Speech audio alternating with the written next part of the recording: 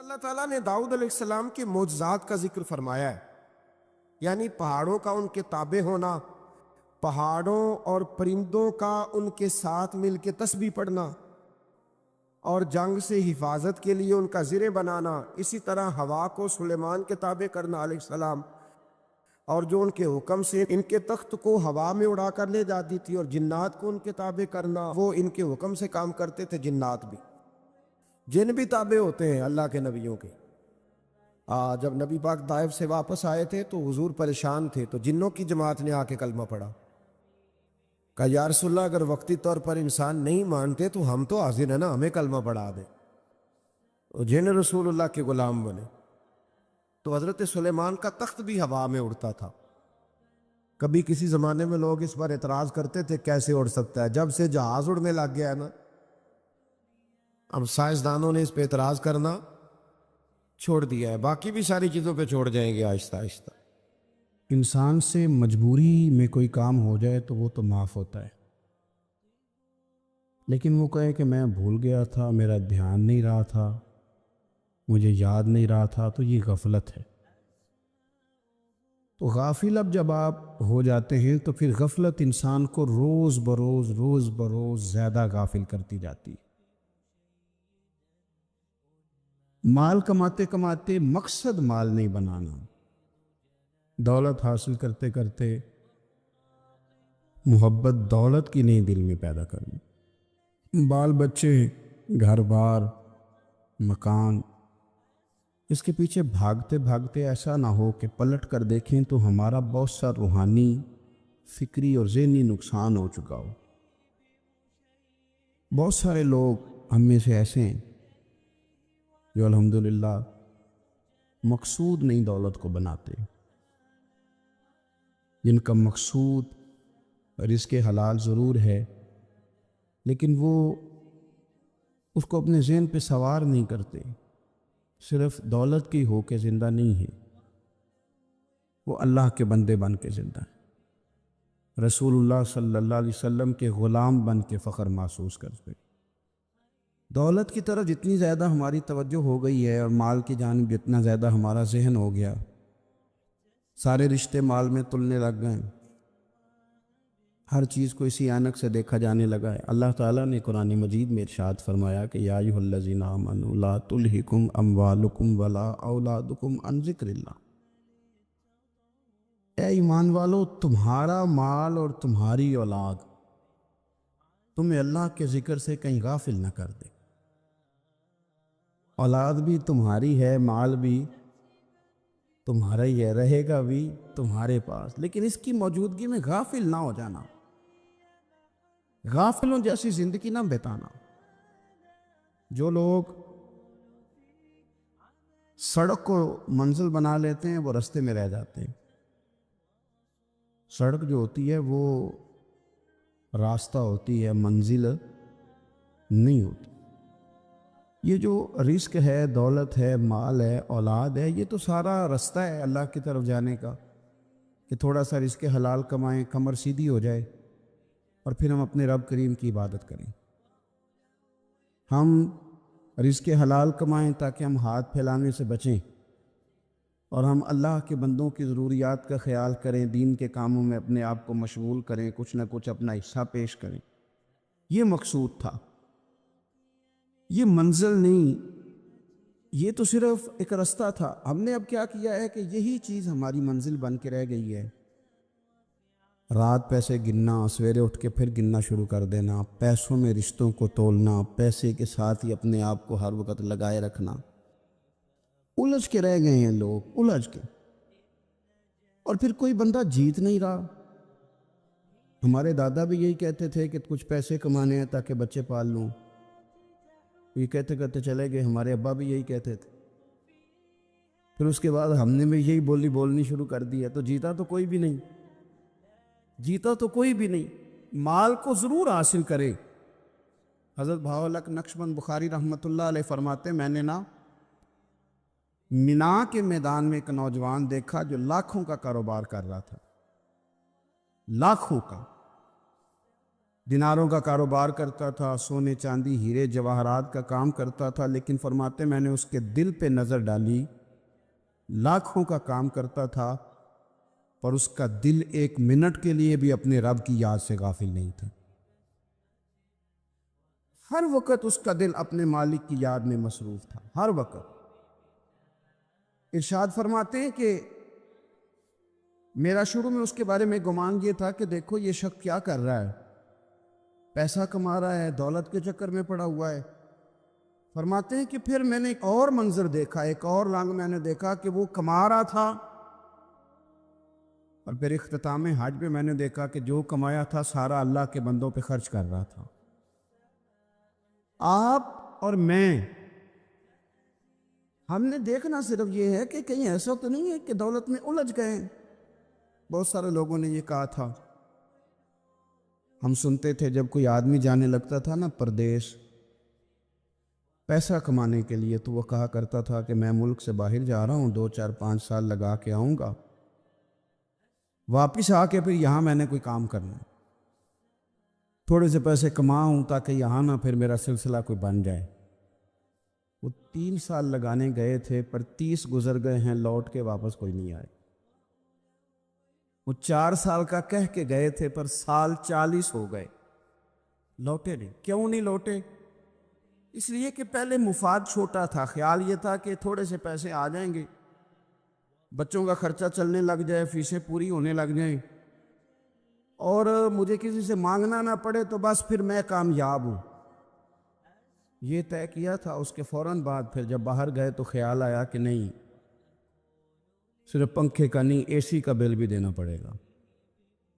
پھر تھوڑا اور آگے بڑھے تو خیال آیا کہ چھوٹی گاڑی پہ گزارا نہیں ہوتا، بڑی گاڑی نہ لے لیں۔ پھر خیال آیا کہ بڑی گاڑی لی ہے تو یہ تو اندر کھڑی نہیں ہوتی، سامنے والا پلاٹ مل جائے تو ذرا گراج اچھا بن جائے گا۔ پھر الجھتے الجھ گئے دوستو۔ پھر نہ مالک حقیقی کی جانب وہ نظر جو ہماری ہونی چاہیے تھی نہ رہی۔ ذوق سے نماز پڑھتے تھے، پھر ہماری نمازیں مختصر ہو گئی۔ ہم سویرے اٹھ کے ذوق سے قرآن پاک پڑھتے تھے، پھر وہ وقت بھی ہمارا دفتر کی تیاری میں لگ گیا۔ رات درود شریف پڑھتے تھے، لیکن وہ بھی سارا ہمارا حساب کتاب میں وقت گزر گیا۔ ہم نے یہ سمجھا ہی نہیں کہ دولت کارخانہ نہیں دیتا، دولت سیٹھ صاحب نہیں دیتے، دولت آپ کو آپ کی فیکٹری نہیں دیتی، دینے والے تو رب کریم کی ذات ہے۔ تو جہاں سے آنا تھا وہاں توجہ دینی چاہیے تھی کہ جہاں صرف ایک سبب تھا، ذریعہ تھا۔ حضرت اویس کرنی رضی اللہ تعالیٰ عنہ، ہمارے صوفیاء میں ایک لفظ بولا جاتا ہے فقر بوذر، یعنی کچھ لوگ ایسے ہیں جو سیدنا ابو ذر غفاری رضی اللہ تعالیٰ عنہ کے طریقے پہ چلتے ہیں۔ ایک لفظ بولا جاتا ہے فقر بوذر، کچھ لوگ فقر بوذر کے قائل تھے، اسی مزاج کے قائل تھے حضرت سیدنا اویس کرنی رضی اللہ تعالیٰ۔ ان کے ذہن میں ایک بات بیٹھ گئی تھی کہ یار دینے والا اللہ ہے، دینے والا عزت بھی اللہ دے گا، رزق بھی اللہ دے گا۔ بلکہ امام غزالی رحمۃ اللہ علیہ نے تو حدیث لکھی ہے، آپ فرماتے ہیں کہ نبی پاک صلی اللہ علیہ وسلم نے فرمایا جس نے بندوں سے عزت تلاش کی رب اسے رسوا کر دے گا۔ جو سیاست کر کے عزت حاصل کرنا چاہتا ہے، جو اس طرح کا ماحول بناتا ہے کہ میں کوئی ایسے کام کروں کہ لوگ میری واہ واہ کریں، لوگوں سے عزت کا حصول کرنے والے کو رسوا کر دیا جاتا ہے۔ عزت دراصل وہی ہے جو رب کریم عطا فرماتا ہے۔ میرے عزیز دوستو، آپ اپنی توجہ، دل کی توجہ، روح کی توجہ اپنے مالک کی جانب جب کر لیتے ہیں، غفلت کا پھندا اتار دیتے ہیں، اور ہر وقت غلبہ رکھنا پیسوں کا، ہر وقت اسی میں سوچنا، اسی میں محو ہو جانا، پھر آپ کا ذہنی نقصان ہوتا ہے۔ پھر آپ کی روح جو ہوتی ہے وہ بے چین رہنے لگتی ہے۔ پھر ایسے بھی غریب دیکھے جن کے پاس پیسے ہیں، پیسوں کے علاوہ کوئی شے بھی نہیں۔ پھر ایسے بھی تنگ دست دیکھے کہ جن کے پاس جائیدادیں بڑی ہیں پر ان کے پاس رات کو سکون سے سونے کے لیے وقت کوئی نہیں۔ عزیز بھائی، حضرت ویسے کرنی رضی اللہ تعالیٰ عنہ کی ملاقات ہو گئی حضرت حرم بن حیان کے ساتھ، یہ بھی تابعی ہے۔ تو حضرت حرم بن حیان رحمۃ اللہ علیہ کہتے ہیں یہ نا ہم تو خیر بڑی ساری باتیں سنتے ہیں تو نصیحت نہیں نہ حاصل کرتے، ویسے بھی یہ دور تقریریں کرنے تقریریں سننے کا ہے۔ جو عمل کرنے والے لوگ تھے ان کا کیا طریقہ تھا کہ وہ ایک دو جملے کافی تھا، علم و بس کری ہو یار وہ ایک کوئی حرف تے نہیں درکار، جملہ ایک بھی تیرے لیے کافی ہے، لیکن شرط یہ ہے کہ تو عمل کا ارادہ رکھتا ہو، تیرا خیال ہو کہ عمل کرنا ہے۔ وہ لوگ نا مختصر سی باتیں کرتے، مختصر سی نصیحتیں کرتے، لیکن وہ اخذ جلدی کرتے، اس میں سے اپنے لیے خیر جلدی تلاش کرتے۔ حضرت حرم بن حیان کی ملاقات ہوئی حضرت اویس کرنی رضی اللہ تعالیٰ عنہ کے ساتھ، تو حضرت حرم بن حیان کہتے ہیں میں نے عرض کی حضور میں کسی ملک میں جا کے رہنا چاہتا ہوں، کہیں سکونت اختیار کرنا چاہتا ہوں، یہاں سے ہجرت کرنا چاہتا ہوں، تو مجھے کوئی آپ مشورہ دیں میں کہاں جاؤں؟ تو فرماتے ہیں کہ میں نے جب یہ سوال کیا تو حضرت ویسے کرنی نے مجھے اشارہ دیا، فرمانے لگے ملک شام چلا جا۔ کہتے میں نے اگلا سوال کیا حضور وہاں جا کے کاروبار کیا کروں گا، رہوں گا کیسے، کھاؤں گا کہاں سے؟ تو فرماتے ہیں حضرت ویسے کرنی نے رومال اٹھایا کندھے پہ رکھا اور چلنے لگے۔ میں نے کہا حضور آپ نے سوال کا جواب ہی نہیں دیا۔ تو فرمانے لگے جس دل کو ابھی تک یہی یقین نہیں آیا کہ روزی کون دیتا ہے اسے میں نصیحت کیا کروں؟ میں تجھے نصیحت کروں جسے آج تک یہی نہیں پتا کہ روزی کون دیتا ہے؟ تو ابھی تک اپنے دل کو پکا ہی نہیں کر پایا کہ روزی رب دیتا ہے؟ او خدا کے بندے کیا نصیحت کروں تجھے؟ تو ابھی تک یہاں اڑا ہوا ہے۔ تیرا جو توکل ہے وہ مضبوط ہونا چاہیے، تیرا بھروسہ اپنے رب کی ذات۔ تو غافل ہو گیا اللہ سے، تو نے اسباب پر بھروسہ سارا کرنا شروع کر دیا۔ اسباب اختیار کیے جاتے ہیں، بھروسہ رب کریم پہ کیا جاتا ہے۔ ہماری جو غفلت ہے نا وہ بھلا کیوں ہوئی ہے؟ وہ اس لیے ہوئی ہے کہ پیسے کسی کو بھی برے نہیں لگتے، پتہ نہیں ان میں کیا کشش ہے۔ یہ نہ آپ کسی جگہ بھی ان کا نام لے لیتے ہیں، یہ کسی جگہ بھی آ جاتے ہیں تو یہ برے لگتے ہی نہیں۔ یہ جناب بڑی بڑی فقیری کا دعویٰ کرنے والے اور لوگوں کو طریقت اور تصوف کا درس دینے والے ان کو بھی اچھے لگتے ہیں۔ یہ تو جناب جو لوگوں کو کہہ رہے ہیں فقیر ہو جاؤ فقیر ہو جاؤ، وہ خود امیر ہوتے جا رہے ہیں۔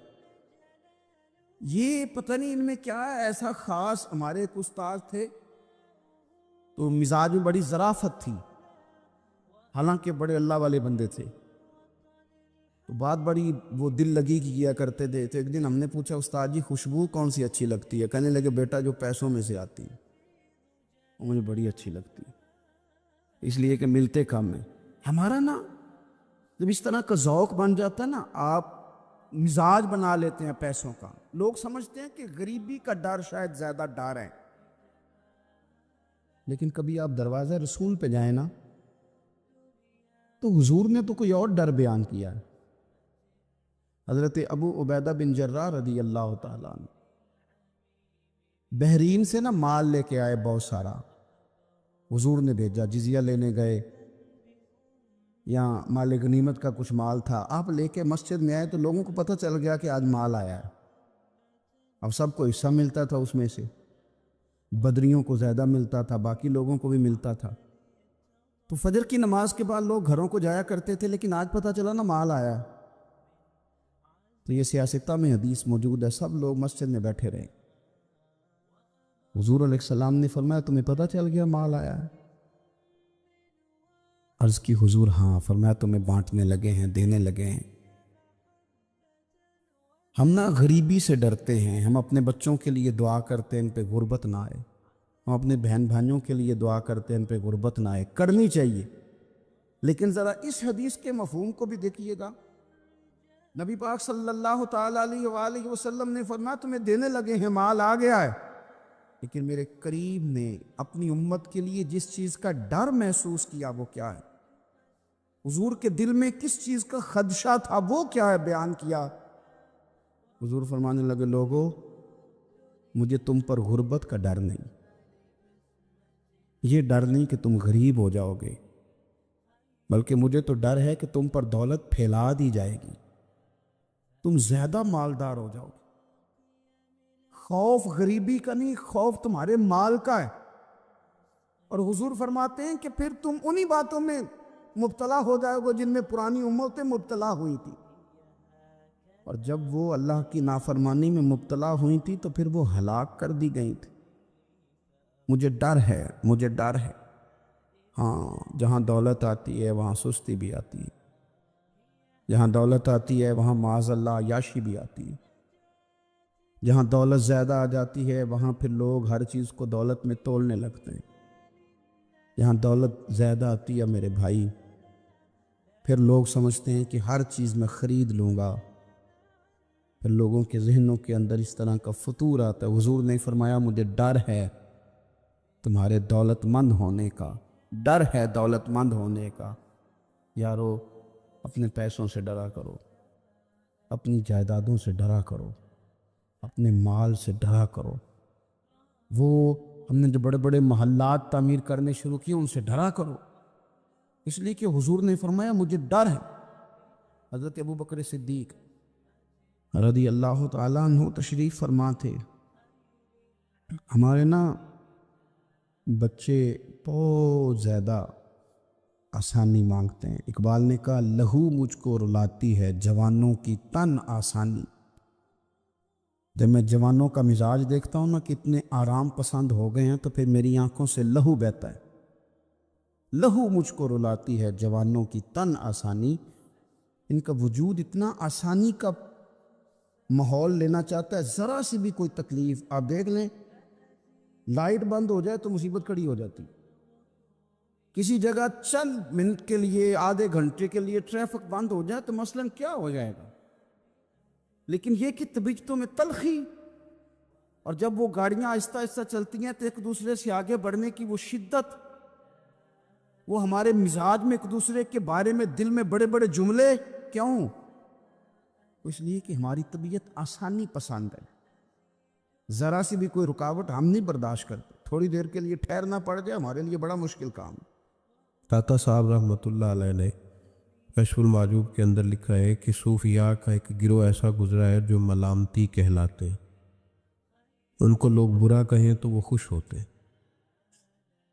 وہ سمجھتے ہیں جب لوگ تنقید کرتے ہیں تو نفس پہ بوجھ پڑتا ہے، جب کوئی دل توڑتا ہے تو اللہ کی بارگاہ میں رونا آسان ہو جاتا ہے۔ ایک گروہ گزرا ہے صوفیاء کا، وہ پسند کرتے ہیں اس چیز کو۔ یہ بہت زیادہ تعریف، توصیف، نعرے، شور، یہ بعض اوقات نفس کے تکبر کا سبب بنتا ہے۔ آپ ملاحظہ کر لیں، حضرت ابوبکر صدیق رضی اللہ تعالیٰ عنہ سے یہ سلسلہ چلا ہے۔ کس قدر زیادہ تانے تھے ان کے لیے، کتنی زیادہ آزمائش تھی ان کے لیے، کتنا زیادہ پریشانی کا سامان تھا، لوگ کیا کچھ کہتے تھے۔ اور پھر یہ سلسلہ تمام صحابہ کے لیے اسی طرح رہا۔ آپ لوگ جن لوگوں کی تعریف کرتے ہیں یہ ضروری نہیں کہ باقی بھی سارے ان کی تعریف کرتے ہوں۔ امام علی مقام سیدنا امام حسین رضی اللہ تعالیٰ عنہ کا ہم دن مناتے ہیں، پوری امت مسلمہ امام حسین رضی اللہ تعالیٰ عنہ کی عظیم قربانی کی یادگار مناتی ہے، تو سارے کلمہ گو تو ایسا نہیں کرتے۔ آج بھی ڈھیروں لوگ ہیں جو تانا دیتے ہیں، اس کو سیاسی جنگ کہتے ہیں۔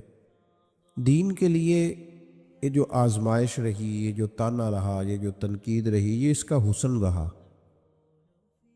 یہ چیز اس کو نکھارتی ہے، یہ اس کے اندر تازگی پیدا کرتی ہے۔ جب آپ کو راہ دین میں کوئی برا کہتا ہے تو آپ کے لیے وہ چیز مزید حسن کا سامان پیدا کرتی ہے، آپ کے لیے مزید بہتری ہوتی ہے۔ داتا صاحب رحمۃ اللہ تعالیٰ علیہ نے خود لکھا ہے، داتا صاحب فرماتے ہیں کہ ایک طریقت کا ایک مسئلہ میرے لیے بن گیا تھا۔ روحانی سفر انسان کر رہا ہوتا ہے نا، جب بڑے اچھے اس کے اوراد و وظائف چل رہے ہوتے ہیں، عبادات چل رہی ہوتی ہیں، تہجد میں بوجھ نہیں ہوتا اس کے لیے اٹھنا، تلاوت قرآن پاک صحیح کر رہا ہوتا ہے، اگر مراقبے پہ بیٹھا ہے تو صحیح بیٹھا ہوتا ہے، اس کے اسباق صحیح چل رہے ہوتے ہیں۔ کئی دفعہ رکاوٹ آ جاتی ہے، اس کی کوئی نہ کوئی وجہ ہوتی ہے، یہاں تو کہیں غلطی ہو جاتی ہے، یا انسان کوئی ایسی بھول کر بیٹھتا ہے جس کے نتیجے میں بریک لگ جاتی ہے۔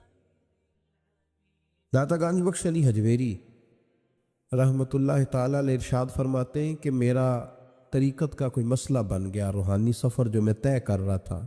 آج کل تو خیر سارے لوگ طے کر کے بیٹھے ہوئے نا، ہم سارے سفر، ہم تو مسافر ہے ہی نہیں، ہم نے تو مکمل کر لیا سفر۔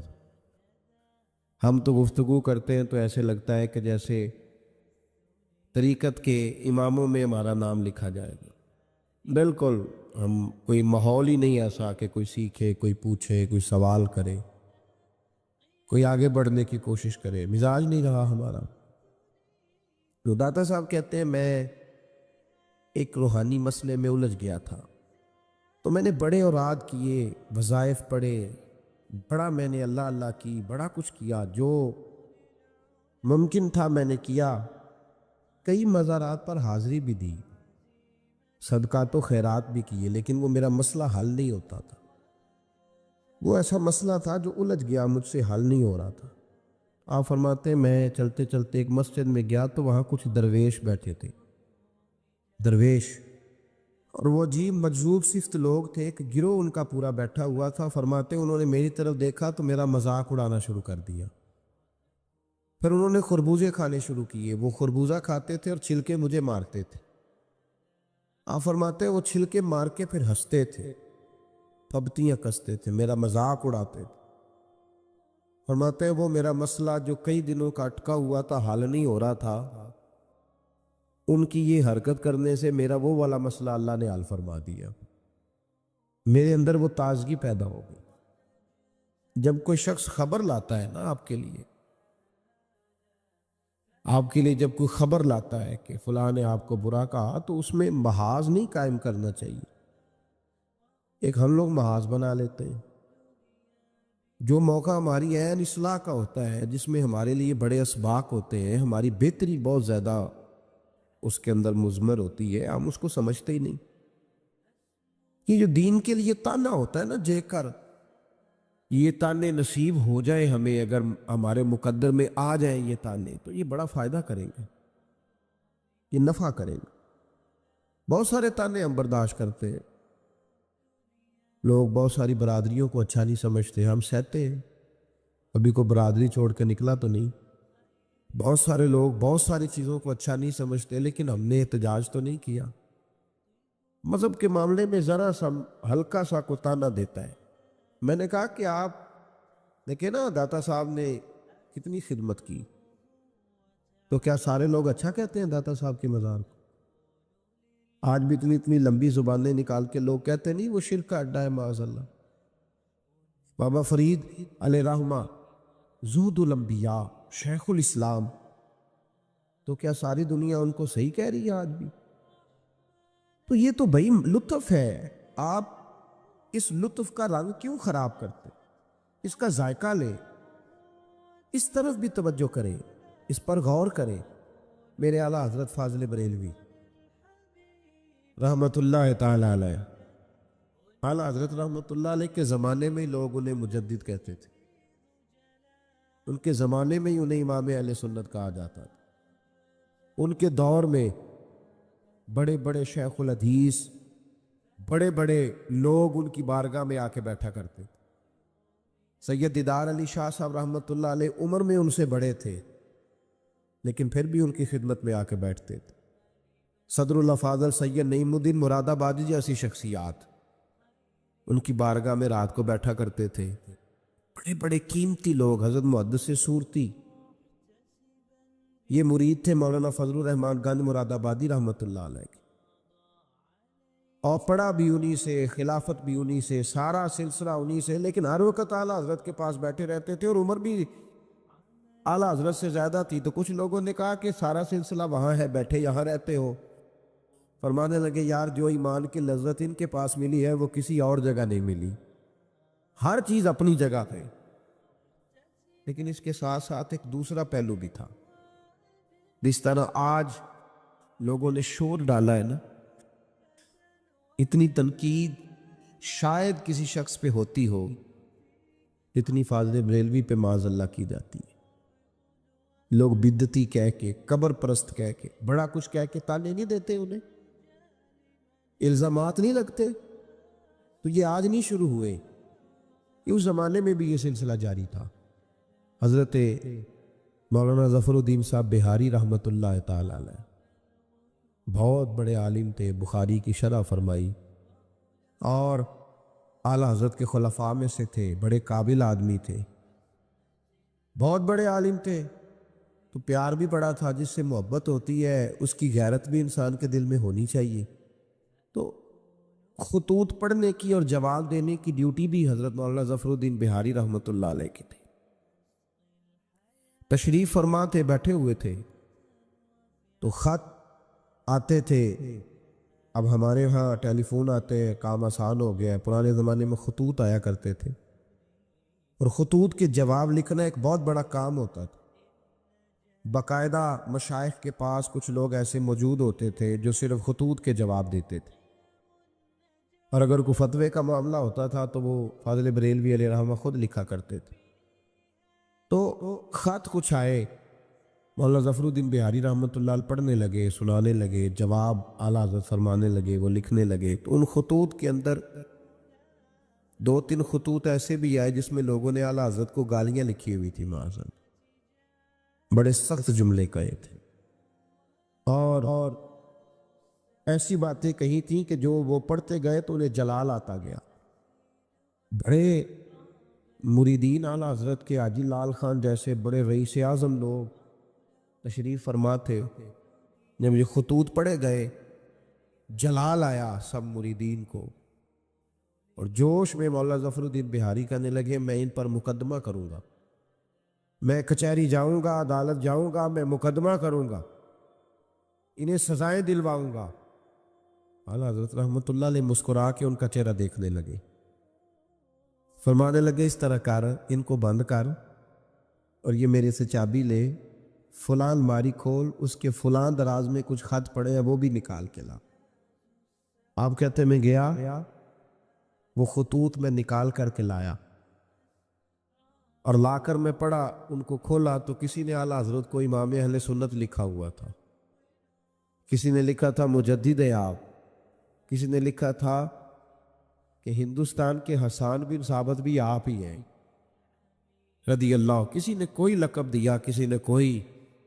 اعلیٰ حضرت فرمانے لگے ظفر الدین اس طرح کر یار، انہوں نے میری تعریفیں کی ہیں، پہلے انہیں جائیدادیں بانٹنا، تو پھر تنقید کرنے والے پہ مقدمہ بھی کر لینا. انہیں پہلے جائیدادیں بانٹنا، ان کے لیے انعام کا اعلان کر. اور پھر بڑا خوبصورت اور قیمتی جملہ جو صوفیاء کی روحانی تربیت کے لیے بڑا قیمتی ہے، بڑا خوبصورت جملہ کہا. آپ فرمانے لگے مجھے بتاؤ تو صحیح، میرا ان کے ساتھ ذاتی جھگڑا کیا ہے؟ یہ جو مجھے گالیاں دیتے ہیں، میرا جھگڑا کیا ہے ان کے ساتھ؟ کوئی زمین کا میرا ان کے ساتھ لین دین کا معاملہ؟ کیا جھگڑا ہے؟ جھگڑا یہ ہے کہ یہ کہتے ہیں جیسا علم نبی پاک کو ہے ویسا جانوروں پاگلوں سب کو ہے، تو میں انہیں کہتا ہوں تم کفر بکتے ہو. یہ کہتے ہیں لاٹھی تو فائدہ دیتی ہے، محمد اور علی تو اتنا فائدہ بھی نہیں دیتے، تو میں انہیں کہتا ہوں تم کفر بکتے ہو. یہ کہتے ہیں اللہ جھوٹ بول سکتا ہے معاذ اللہ، تو میں کہتا ہوں تم کفر بکتے ہو. یہ کہتے ہیں حضور کے بعد بھی کوئی نبی آئے تو ختم نبوت میں فرق نہیں پڑتا، تو میں کہتا ہوں تم کفر بکتے ہو. یہ کہتے ہیں گدھے بیل کا خیال آئے تو نماز نہیں ٹوٹتی، نبی پاک کا آ جائے تو ٹوٹ جاتی ہے. تو فرمایا میں انہیں کہتا ہوں میرا ان کے ساتھ جھگڑا کیا ہے؟ یہ بس جھگڑا ہے. فرمایا چل ظفر الدین انہیں مجھے گالیاں نکالنے دے، جب تک مجھے گالیاں لکھتے رہیں گے میرے نبی کی توہین میں تو کوئی جملہ نہیں نہ لکھیں گے. لکھنے دے مجھے گالیاں. جے کر یار دے نام دا ملے بیڑا، چولی پا لئیے پنجے سٹیے نا. تو یہ کر یار دے نام دی ملے سولی، جھوٹا جھوٹ لئیے پیشا ہٹی. ہمارے بزرگوں نے ہمیں سکھایا ہے ملامت نفع کی چیز ہے. جب آپ حق بات کہتے ہیں تو بہت سارے لوگ ایسے ہوتے ہیں جن کو وہ بات اچھی نہیں لگتی. اپنی طبیعت کے اندر یہ تازگی پیدا کریں. درس یہ ہے آج کا کہ یہ تازگی اپنی طبیعت میں پیدا کریں. اور بڑی جلدی پریشان ہو کے بکھر جانا، بلکہ کچھ ساتھی بکھرتے ہیں، کچھ بکھرتے ہیں، بالکل بکھر جاتے ہیں۔ آپ بکھرے نہیں۔ اگر کوئی شخص 2 منٹ کے لیے کہہ ہی دیتا ہے کہ پتہ ہے مجھے تو پہلے کیا تھا، آج تو نے وہاں جا کے داڑھی رکھ لی ہے، تو اس سے آپ کی داڑھی کا ثواب بڑھ جائے گا، کم نہیں ہوگا۔ اس سے آپ کا اجر اسے بڑھے گا، آپ کو فائدہ زیادہ ہوگا۔ جتنی نیکی دقت کے ساتھ ہوتی ہے اتنا اللہ اجر زیادہ عطا فرماتا ہے۔ تو آپ بڑی جلدی پریشان نہ ہوا کریں، بڑی جلدی آپ جو ہے وہ اس طرف توجہ نہ کیا کریں کہ یہ مجھے فلاں آدمی یہ کہہ رہا ہے تو اب کیا بنے گا، کس طرح کر کے یہ سلسلہ چلے گا۔ یہ ہمارے بزرگوں نے، ہمارے مشائخ نے، ہماری تربیت کرنے والوں نے یہ اسباق ہمیں پڑھائے کہ اس سے فائدہ ہوتا ہو، اس سے نفع ہوتا ہے۔ بہت سارے لوگ کہتے ہیں میں نے داڑھی رکھ لی تو میرے اندر بڑی کمی ہے، تو لوگ کہیں گے، بہت سارے لوگ تانا دیتے ہیں داڑھی رکھ کے تو اس طرح کرتا ہے۔ تو بھائی بات یہ ہے کہ داڑھی رکھنے کے بعد معصوم کون ہو جاتا ہے؟ یہ کس نے فتویٰ دیا ہے کہ جو رکھ لے وہ معصوم ہے، اب اس سے غلطی نہیں ہوگی؟ تو گناہ چھوڑنے کی کوشش کرنی چاہیے، بلکہ میرا تو نظریہ یہ ہے کہ داڑھی بہت سارے گناہوں سے بچا لیتی ہے بندے کو، بہت ساری گناہوں سے داڑھی بندے کو یہ محفوظ کر لیتی ہے۔ یہ چیزیں آپ کو بچائیں گی، آپ کا تعارف پڑ جائے گا، آپ کے لیے لوگ اچھے جملے کہنے لگ جائیں گے، خیر کا فکر آپ کے لیے ادا کیا جائے گا۔ اس لیے نیکی کے راستے میں جب کوئی آدمی کوئی کسی جگہ پہ کسی شخص کو برا کہے، پھر ایک اور سوال ہے، اس کا جواب بھی بڑا ضروری ہے۔ کہتے ہیں جب میں برا تھا مجھے کوئی تنگ نہیں کرتا تھا، کسی کی طاقت نہیں ہوتی تھی، اب میں اچھا ہو گیا ہوں تو سارے چڑھائی کر جاتے ہیں۔ او بھائی بات سنو، بڑی سادی سی بات، میں نے شاید پہلے بھی ایک دفعہ یہ جملہ کہا تھا، آپ کو سمجھاتے ہوئے پھر کہتا ہوں۔